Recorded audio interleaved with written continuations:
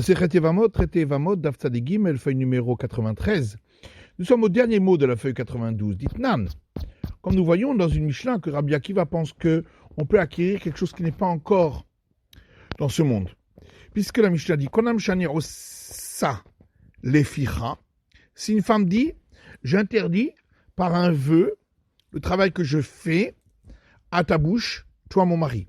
Le mari n'a pas besoin d'annuler ce vœu, puisque de toute façon, le travail de la femme revient au mari. Rabbi Akiva Amar y a faire. Rabbi Akiva dit, il doit l'annuler. Shema tardif halav yoter min haraouilo, parce que peut-être qu'elle va travailler plus que ce qu'elle ne lui doit, et il ne pourra pas en tirer profit. Donc on voit que bien que le travail n'est pas encore là, elle peut déjà l'interdire à son mari comme s'il lui appartenait, selon Rabbi Akiva. La Gemara dit, c'est pas une preuve. Là, il y a un enseignement là-dessus qui dit Amar Ravuna bered Rav Yeshua, Ravuna fils de Rav Yeshua dit Bomeret ekachu yadai laosehem de yadaim itnehu be'alma. On parle d'un cas où elle a dit que mes mains soient sanctifiées et interdites pour ce qu'elles font. Or, les mains sont déjà dans ce monde. Et donc, elle peut à ce moment-là les interdire au mari. Ou pligad Rav Nachman bar Yitzhak. Et cette explication est en opposition à celle de Rav Nachman bar Yitzhak. Car Rav Nachman bar Yitzhak dit Ravuna ke Rav, Ravuna suit la vie de Rav, Rav ke Rabbi Yanai, et Rav suit la vie de Rabbi Yanai, et Rabbi Yanai ke Rabbi Chia, et Rabbi Yanai suit la vie de Rabbi Chia, et Rabbi Chia ke Rabbi, et Rabbi Chia suit la vie de Rabbi, et Rabbi ke Rabbi Meir, et Rabbi suit la vie de Rabbi Meir, et Rabbi Meir ke Rabbi Eliezer ben Yaakov, et Rabbi Meir suit la vie de Rabbi Eliezer ben Yaakov, et Rabbi Eliezer ben Yaakov ke Rabbi Akiva, et Rabbi Eliezer ben Yaakov suit la vie de Rabbi Akiva, d'Ama Adam makne davar shelo balolam, qui dit qu'un homme peut faire acquérir quelque chose qui n'est pas encore arrivé en ce monde. Donc on voit bien que, d'après lui, c'est ça l'opinion de Rabbi Akiva. Ravuna Maï, où est-ce qu'on a vu que Ravuna pense ainsi? Des Hitmar, parce qu'il y a un enseignement qui dit à mon frère Perot Dekel Havero, celui qui vend les fruits de son palmier à un autre, alors que les fruits ne sont pas encore là. Amar Ravuna, Ravuna dit, s'ils ne sont pas encore venus en ce monde, il peut revenir en arrière. Et c'est seulement après qu'ils sont venus en ce monde qu'il ne pourra plus revenir en arrière, parce que l'acquisition qu'il aura faite, même avant qu'ils soient venus en ce monde, sera valable pour eux. Alors que Rav Nachman, lui, pense que même après qu'ils sont venus en ce monde, les fruits, il pourra revenir en arrière, parce que, d'après Rav Nachman, il ne peut pas faire acquérir quelque chose au départ qui n'était pas encore en ce monde. Par contre, Rav Nachman dit, je suis d'accord que si il est quand même venu, il a cueilli, il a mangé les fruits, que le propriétaire ne pourra pas les lui enlever, parce que, étant donné qu'il l'a vu faire et qu'il n'a rien dit, c'est comme si il le lui avait laissé. Rav Damar, Ravuna Marav, et Rav, d'où sait-on qu'il tient cette opinion? Parce que Ravuna dit au nom de Rav,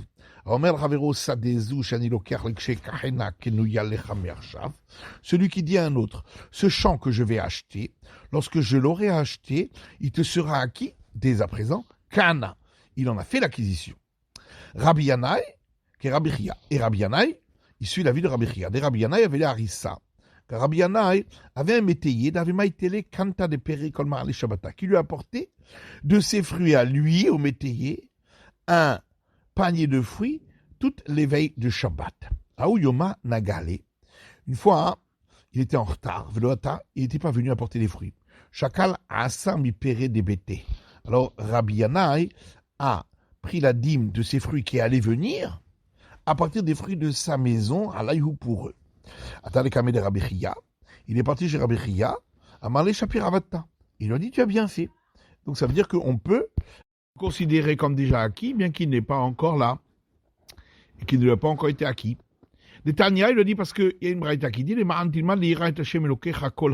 c'est écrit dans un verset dans Deutéronome concernant le prélèvement des dîmes, afin que tu apprennes à craindre l'Éternel, ton Dieu tout-puissant, tous les jours. Et l'ou Shabbatot v'yamim tovim, on apprend de là tous les jours, c'est pour Shabbat et jour de fête, le Ma'il Cheta. Et qu'est-ce que ça va nous apprendre? Il est mal'asuré ou mechal. Si c'est pour nous dire qu'on peut prélever les dîmes et les manger jour de Shabbat et de fête, il s'écrit le Mishret tout de Rabbanan. Est-ce qu'on a besoin d'un verset pour autoriser, alors que l'interdiction de prélever les dîmes, en vérité, ce n'est qu'un interdit d'ordre rabbinique dans la Torah, il n'y a pas d'interdit. Et la lave qui a Gana, donc forcément, c'est pour ce cas-là, lorsque c'est des fruits pour la fête qui ne sont pas encore arrivés, ils n'ont pas encore été acquis, il peut déjà prélever la dîme. Il a dit, mais pourtant, on m'a fait réciter, suite à cela, dans un rêve, un verset dans lequel on parlait d'une canne brisée. N'est-ce pas que on a voulu parler du verset suivant dans le livre des rois. Voici, tu as eu confiance dans l'appui de cette canne brisée. Donc on voit bien que c'était pas bien ce que j'ai fait. Il a dit non, voilà le verset qu'ils ont voulu appliquer sur toi. Verset dans Isaïe. Une canne brisée, il ne cassera pas, et une mèche en lin avec une flamme qui vacille, il n'éteindra pas. Et la suite du verset dit, parce que le jugement était juste. Rébi aussi pense qu'on peut acquérir quelque chose qui n'est pas encore de ce monde, de Tania, puisqu'il y a une braïta qui dit, voici un verset dans Deutéronome qui dit, l'otasgir eved el adonav, tu ne mettras pas un esclave entre les mains de son maître. Alors de quoi on parle? Rébi Omer belokar eved amenat le shachero akatu bedaber. On parle de quelqu'un qui a acquis un esclave avec l'intention de le libérer. Echidami, comment cela? Amaram Nachman bar Yitzchak, Rav Nachman Yitzchak dit, c'est qu'il lui a écrit avant de l'acquérir, lorsque je t'aurai acquis, tu seras toi-même acquis pour toi dès maintenant. Et on voit que c'est valable, hein, qu'il n'est pas encore acquis.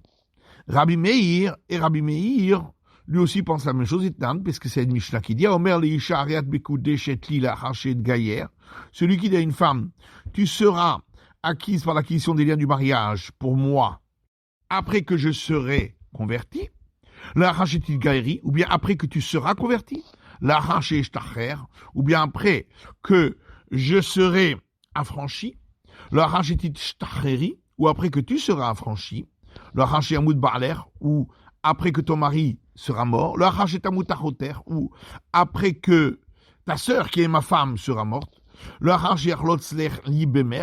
ou après que ton beau-frère aura accompli avec toi la cérémonie de déchaussement, et elle n'est point acquise par l'acquisition des liens du mariage, puisque pour l'instant, il ne peut pas le faire. Rabbi Meir Omer, Mekou Deshet. Alors que Rabbi Meir dit que oui, elle est acquise par les liens du mariage. Rabbi Eliezer ben Yaakov aussi pense la même chose, et Tania, parce qu'il y a une braïta qui dit, Yeteralken amar Rabbi Eliezer ben Yaakov, plus que cela encore a dit Rabbi Eliezer ben Yaakov, Philippe Amar, Perot Arugazu Telushim, même s'il a dit, les fruits de cette parcelle qui sont déjà détachés, Yutrumal Perot Arugazu Mechubarim, seront prélèvements pour les prêtres, pour autoriser des fruits d'une parcelle où ils sont encore attachés à la terre. Alors que quand on est rattaché à la terre, il n'y a pas de possibilité de pouvoir prélever là-dessus. Au perot merubarim, al perot zutelushim, ou inversement, que le prélèvement pour les prêtres sera fait à partir de fruits d'une parcelle où ils sont rattachés à la terre, pour autoriser des fruits d'une parcelle où ils sont détachés de la terre, le kesheyavi ushlish veit leshu, pour le moment où ils auront atteint le tiers de leur développement et ils auront été détachés. Ve'yavi ushlish veit leshu. Et en fin de compte, ils ont effectivement atteint le tiers du développement et ils ont été détachés. Devarav kayamin. Ces paroles sont valables, donc on voit que ça peut s'appliquer même si pour l'instant, c'est pas encore applicable. Rabbi Akiva, et Rabbi Akiva aussi, parce qu'il y a une Mishnah qui dit une femme qui dit j'interdis par un vœu tout ce que je ferai comme œuvre de mes mains pour ta bouche, toi mon mari, et notre sert l'affaire. Le mari n'a pas besoin d'annuler ce vœu parce que de toute façon, elle a l'obligation de lui attribuer le fruit de travail de ses mains. Rabbi Akiva Omer, Rabbi Akiva dit, y a faire, il devra annuler. Shema tardif ala determinara ouilo, de peur que elle en fasse plus que ce qu'il est en droit de recevoir, et cela, ce sera interdit pour lui. Donc on voit qu'elle peut interdire quelque chose qui n'existe pas encore. Bon, on a posé une question à Rav Shechet. Edechad bivama mahu. Qu'est-ce qu'il en est d'un témoin qui a témoigné que le mari est mort concernant l'autorisation à observer le lévira. Est-ce que toute la raison pour laquelle on croit un témoin, c'est parce que quelque chose qui risque ensuite d'être dévoilé s'il mentait, et personne ne ment. Ici aussi c'est pareil, sûrement il ne peut pas mentir. Ou bien on va dire non, la raison pour laquelle on a autorisé un témoin, c'est parce que elle aussi, la femme fait attention et elle fait une enquête avant de se remarier. Mais ici, des fois, elle aime le frère de son mari. L'odaika minseba, elle risque de ne pas faire d'enquête pour se remarier avec lui. Et donc, c'est pourquoi on ne permettrait pas avec un seul témoin. Amalou, Rav Shechet, tanitoua. Rav Shechet leur a dit, mais vous l'avez vu dans notre Mishnah. Amroulamet bener, vachakamet barler. Si on lui a dit, ton fils est mort, et ensuite ton mari est mort, venit Yabema, et c'est pourquoi elle a observé les Lévira, et ensuite on lui a dit, maintenant c'était l'inverse. D'abord, le mari est mort, et ensuite le fils. Et donc il n'y avait pas de Lévira à faire. Teitse devra quitter le beau-frère, vers Vlad Rishon, vers Mamzer, et l'enfant qu'elle aura eu, qu'il soit d'avant ou d'après témoignage, sera un enfant né d'une relation interdite et interdit aux enfants d'Israël. De quoi parlons-nous? Il est matré outré. S'il y avait 2 témoins au départ qui étaient venus, et 2 témoins ensuite qui avaient dit que c'est l'inverse. Qui t'a dit que tu peux t'appuyer sur les deuxièmes témoins? Peut-être que on doit s'appuyer sur les premiers témoins. Dans le cas, on avait vu où elle s'était mariée avec un des témoins et que elle aussi était sûre qu'il avait raison. Veron Mamzer, ça fait que Mamzerou. En plus, pourquoi on dit l'enfant est interdit parce que né de relations interdites? Non, c'est un doute seulement ici, puisqu'il y a 2 témoins contre 2 témoins. Tu vas répondre, oui, la Mishnah n'a pas été très précise. Oui, mais comme on voit dans la suite de la Mishnah, concernant le cas où les premiers témoins avaient dit ton mari est mort et les seconds avaient dit non, il n'était pas mort au départ, il est mort que plus tard. On avait dit le premier qui était né était interdit et le second non. Or, le second aussi l'interdit par interdiction rabbinique. Donc ça veut dire que quand la Mishnah parle d'interdit, de mamzer, ça veut dire que c'est un interdit total. Et donc quand on a dit ici interdit de mamzer, né d'une relation interdite, c'est aussi un interdit total. Et la lave shmamina had. Donc forcément, il faut dire qu'au départ, c'était qu'un témoin qui était venu. Et toute la raison pour laquelle on ne le croit pas par la suite, parce que sont venus 2 témoins qui ont dit le contraire, mais sinon, un témoin est cru, même pour autoriser à observer le lévira. Certains disent que cette question-là ne se pose pas. Même elle-même, elle est crue pour permettre le lévira. Dites-nous, comme c'est marqué dans une Mishnah, Isha Shamra Med Barli, une femme qui a dit mon mari est mort, Tinassé, elle pourra se remarier. Med Barli Titiabem. Ou lorsqu'elle a dit mon mari est mort, elle pourra observer le lévira. La question, c'est pour autoriser la femme qui pourrait être en attente de lévira de se marier avec un étranger.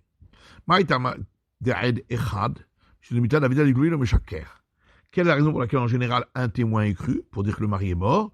C'est parce que comme c'est quelque chose qui risque de se révéler faux si c'est pas vrai, donc il va pas mentir. Hanami ici aussi lorsqu'il dit que le mari est mort d'abord et ensuite le fils, et donc il autorise à ne pas faire les vira mais c'est pas rien qu'un autre, et quand on dit que c'est des choses qui peuvent se divulguer par la suite, si c'est faux, donc il va pas mentir. Ou Ou bien, peut-être qu'on va dire que toute la raison pour laquelle on permet le témoignage d'une personne, c'est parce qu'elle-même, elle vérifie ensuite, elle fait une enquête avant de se marier. Verra, mais ici, le daika au Mitseba, peut-être qu'elle ne ferait pas d'enquête avant de se marier. Des misnahu, des signalés. Parce que peut-être qu'elle haït le frère de son mari, et elle n'a pas envie d'avoir à faire le lévira avec lui. Amalou Rav Shechet Tanitoua. Rav Shechet leur a dit, mais vous voyez ça dans la Mishnah. Amoulamed Ba'aler va'achakar met bener. Si les témoins ont dit, ton mari est mort et ensuite ton fils. Vénisset. Et donc, elle s'est mariée avec un étranger, puisque dans ce cas-là, il n'y a pas de lévira. Va'achakar amroulach ilou fayot varim. Ensuite, on lui a dit non, c'était l'inverse. Le fils est mort d'abord. Et donc, il fallait observer les lévira. Tetse, elle devra quitter le mari avec lequel elle s'est remariée. Vavlad Rishon Acharon Mamzer. Le premier et le dernier enfant, celui qui est d'avant le deuxième témoignage ou d'après, tous les deux sont interdits de se marier avec des juifs, nés de relations interdites.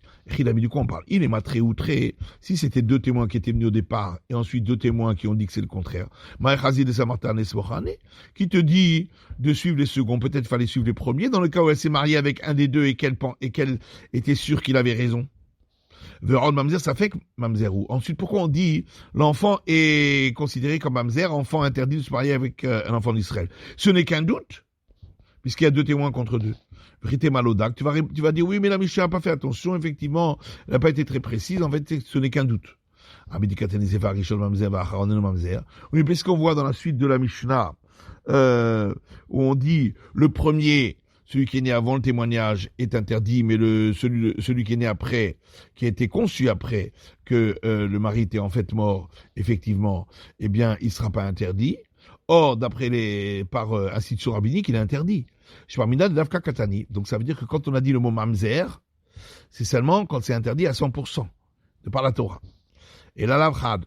Donc forcément, il faut dire que le premier témoignage, c'était un témoin seulement. Et toute la raison pour laquelle on ne le croit pas ici, c'est parce que sont venus deux témoins ensuite qui l'ont contredit. Mais sinon, Meheman, il serait cru. Et l'Agma a dit non, c'est pas une preuve. Les olam très outrés. On peut toujours dire qu'il y avait deux témoins et ensuite deux autres témoins qui ont dit l'inverse. Comme Ravacha bar Binyomi a dit Zama, il s'agissait que les deuxièmes témoins ont complètement annulé le témoignage des premiers en disant vous étiez avec nous à ce moment-là où vous dites que vous avez témoigné. Ici aussi on peut dire la même chose, qu'on parle dans le cas où les deuxièmes témoins de par ce fait ont annulé complètement le témoignage des premiers. C'est la fin de l'étude du Daf Tzadik Gimel de la feuille numéro 93.